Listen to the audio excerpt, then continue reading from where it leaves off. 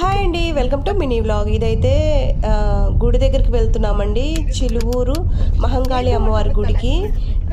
ఈ గుడి అయితే నేను చిన్నప్పటి నుంచి చాలాసార్లు వచ్చాను. ఇక్కడ మొక్కులు ఉంటే తీర్చుకోవడానికైతే ఎక్కువ వస్తూ ఉంటారు. మేకపోతుల్ని, కోడిల్ని ఇలా ఇవ్వడానికి, పొంగల్ చేయడానికి అయితే వస్తూ ఉంటారు. నేను 2 సార్లు ఇక్కడ మొక్కుకొని అది తీరిన తర్వాత మొక్కు తీర్చుకున్నాను. సో అలాగే ఈరోజు అనుకోకుండా అమ్మవారి గుడికి అయితే వెళ్ళాము.